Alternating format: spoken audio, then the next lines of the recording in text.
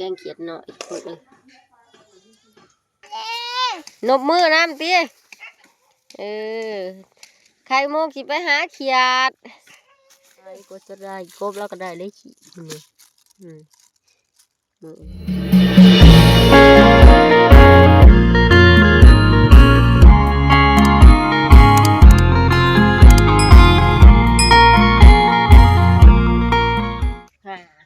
สบายดีสวัสดีพ่อแม่พี่น้องเบิร์ดจุกูจุกคนเนาะยินดีต้อนรับเข้าสู่ช่องพูละดาสาวลาวคือเก่าพี่น้อง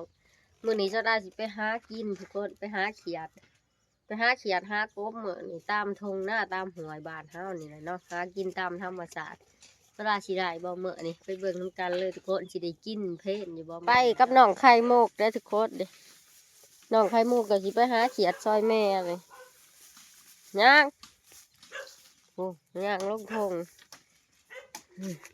สายคอจะเจียวเขียดเต็มนี่บ่โอ้เจียวเขียดเต็มจนคือถือของไงจะเจียวเต็มของบ่โอ้ไปสบายดีแน่เออ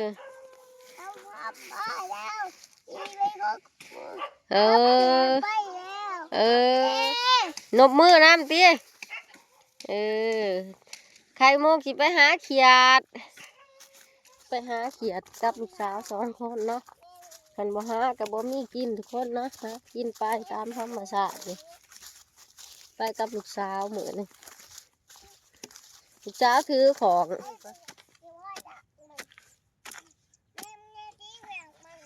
อย่าไปไกลมันเด้อมันครบเด้อ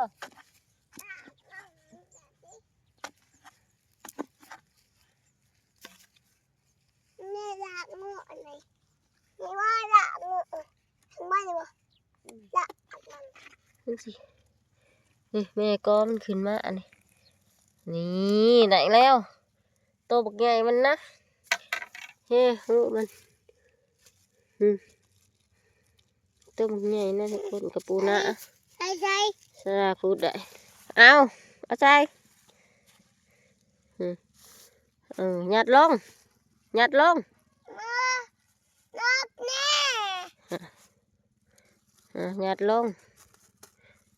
ไปหาต่อไปดินี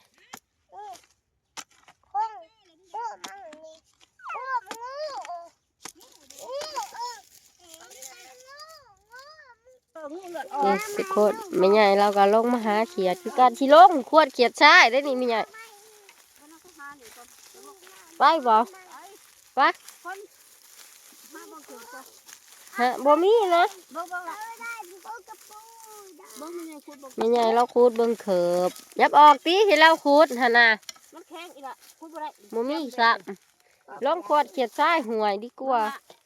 อย่าเหยียบย่างบัดดิอยู่ให้หน้ามันบ่มีเขียดทุกคนสิลงไปหาขวดเขียดอยู่ห่วยพี่แหละกำลังจีย่างลงห่วยเนาะไปขวดเอาเขียดใช่อยู่หาดใช่พูนักขาเอาไว้ห่านเอาไว้นั่นได้ปะเน่เก่งกันเลยวันนี้หักขาเขียดหันหักขาใส่ของเอาไม่ใหญ่ว่าเอาหายล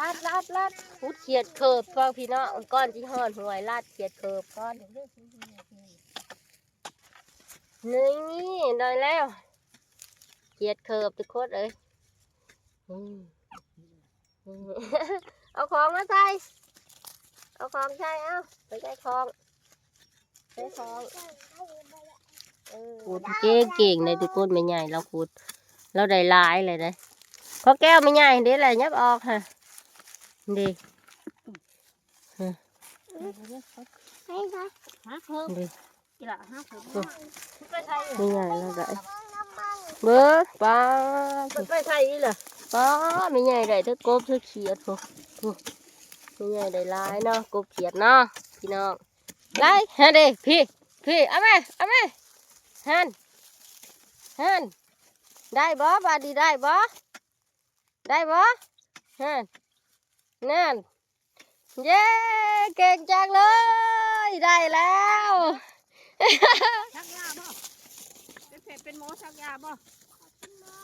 เป็นหมอน้ำพอบ่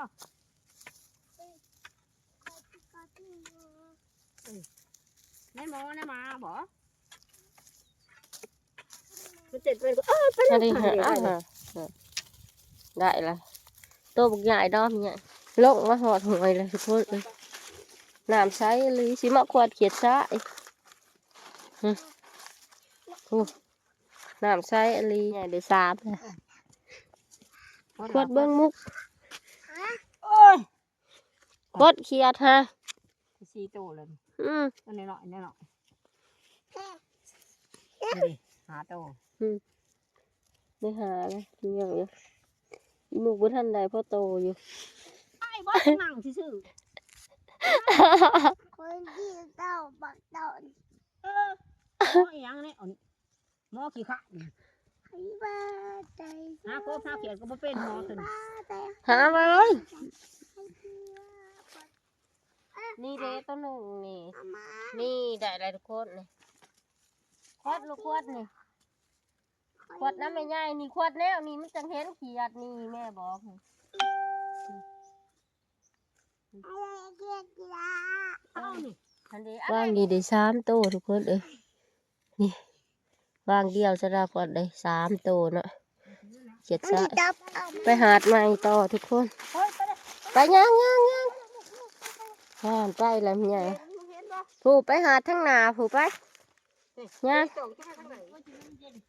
น้ำก็ใสทุกคนฮะ นอนอยู่คนอาม่าไม่ใช่เขียดอาม่าข่อยลูกจ้ะก็ให้เพิ่นเลยข่อยเป็นหมอหมอบ่ขวดเขียด ฮะ มีแต่ว่าอาม่าไม่ใช่เขียดเจ้า นี่พี่ใหญ่เราได้เอ้าพี่ใหญ่เราได้หลายเลยอีบุกนอนอยู่ซื่อๆฮะพี่ใหญ่เราได้หลายเลย มาเทียบเอาบาดนี่อาม่าได้ข่อย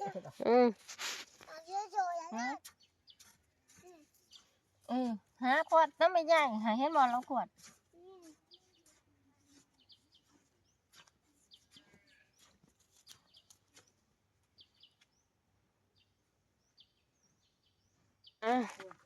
จิขามหวยไปฟังเพื่อนนั่นแหละทุกคนเลยมาเด้อน้องไข่มุกมาเด้อมาจิเอาขามน้ำพี่มาคอยจิอุ้มจะมาป้าโอ้ลายขนาดเลยปลาขาวพวกป้าขามน้ำเอามาพี่มาจิตกน้ำบ่จักฮะตกแล้วลอยบ่เป็นฮะพวกไม่ละลอยน้ำได้เลยฮะนั่นมาแล้วมาพูนนั่นวิทย์แล้วไปย่างไปน้ำไม่ใหญ่ผู้วิทย์น้ำแล้วผู้ไปย่างพักกันย่างไปมาก็ไปแล้วผู้แม่นี่ทุกคนปจักเมื่อยหาเขียปจักเมื่อยเจ๊โคตรนี่เบิ่งแน่นี่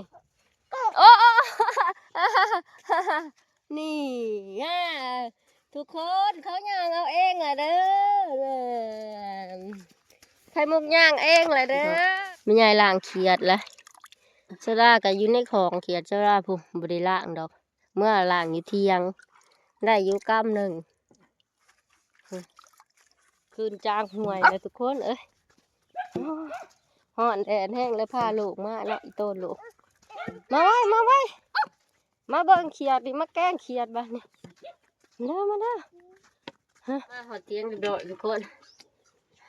สระก็ได้เขียดพ่อแกงเนาะไปกับลูกสาวเหมือนกับแม่ใหญ่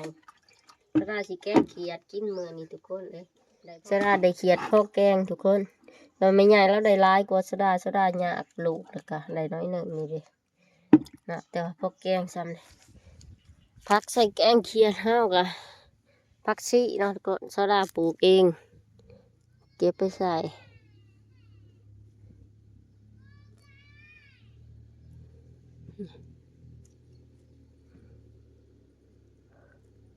ไอ้ทุกคน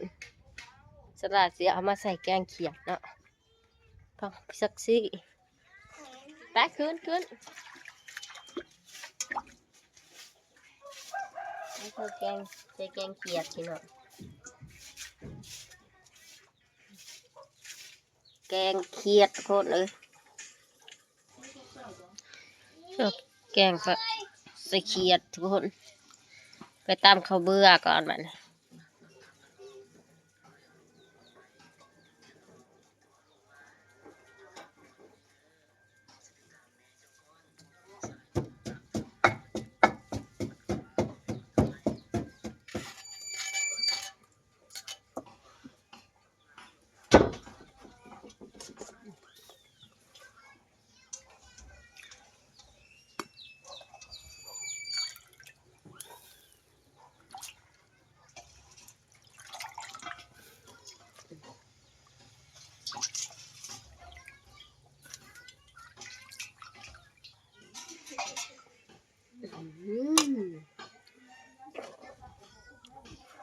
แกงเขียดหน่อยโคตรเลย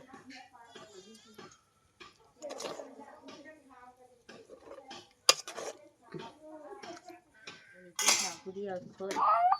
แกงเขียดฮอนๆมาเลยทุกคนสดากินข้าวผู้เดียวมือแม่ก็บ่ทันอยากหรอกกินแกงเขียดสุกสดาก็กินเลยหิวข้าว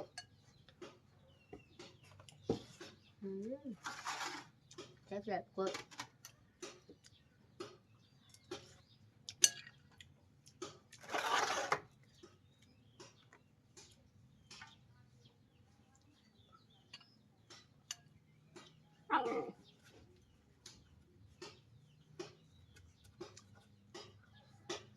กินข้าวน้ำกันทุกคนแกงเขียดมือนึง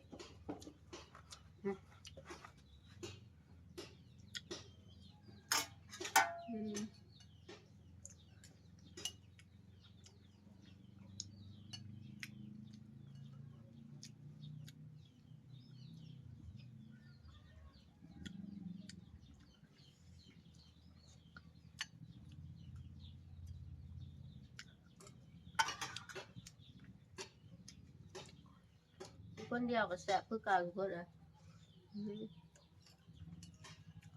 มาเฮี้ยงก็ไปเมืองโค้งทุกคนบ่อยู่แม่ก็บ่อยากเขากินผู้เดียวส่วนอุเลี้ยงก็นอน นอนเล่นแล้ว นอนเหมือนทันตื่น นอนเล่นแล้ว ตอนนี้สดาก็กินข้าวอิ่มเรียบร้อยเนาะสำหรับคลิปวิดีโอนี่สดาสิขอปิดไว้ซ้ำนี้เด้อทุกคนพบพอกับสดาใหม่คลิปวิดีโอหน้าอย่าลืมกดติดตามกดชมกดแชร์เพื่อเป็นกำลังใจให้สดาเฮ็ดคลิปต่อไปเนาะทุกคนบาย